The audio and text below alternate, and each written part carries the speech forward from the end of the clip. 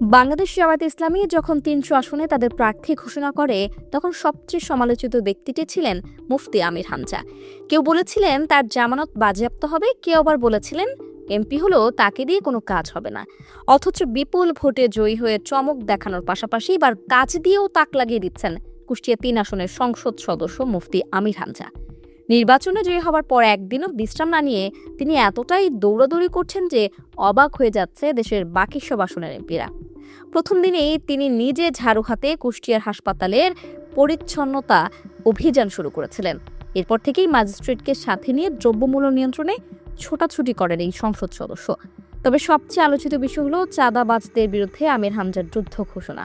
তিনি কুষ্টিয়াবাসীকে বলেন, কেউ চাঁদা চাইতে আসলে বলবেন চাঁদা আমরা মাওলানা আমির হামজাকে চাঁদা দিয়েছি, দেখি কোন বাপের বেটা আসে আমার কাছে। তিনি আরো বলেন, মনে হচ্ছে উপরওয়ালা কুষ্টিয়ায় কেউ নেই, উপরওয়ালা এখন আমি, সুতরাং যা কিছু হবে আমাকে জানাবেন। কুষ্টিয়ায় এত ক্ষমতা নিয়ে কে চলে আমি দেখব। নির্বাচনী প্রতিশ্রুতি মোতাবেক আগামী ১০০ দিনের মধ্যে কুষ্টিয়া সদর উপজেলাকে সন্ত্রাস, মাদক, দখলদার, বালুখোর, চাঁদাবাজ, দুর্নীতি ও ঘুষখোর মুক্ত এলাকা হিসেবে গড়ে তোলার হুঁশিয়ারি দিয়েছেন কুষ্টিয়া সদর আসনের সংসদ সদস্য মুফতি আমির হামজা। চাঁদাবাজি নিয়ে আমির হামজা বলেন, মাইকিং করার পরে ত্রিমোহনী, মজমপুর থেকে চাঁদা তোলা বন্ধ হয়েছে। আরও কিছু জায়গা দেখতে পাচ্ছি অন্য কায়দায় নিচ্ছে।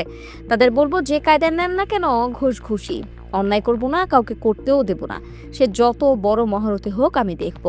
আমির হামজা জানান, শুধু মেডিকেল কলেজের জন্যই ৫০ কোটি টাকার অফার পেয়েছেন বিগত ৩ দিনে। তিনি বলেছেন ৫০ কোটি কেন, ১০০ কোটি এমনকি কুষ্টিয়া লিখে দিলেও তিনি তার জায়গা থেকে এক চুলও নড়বেন না।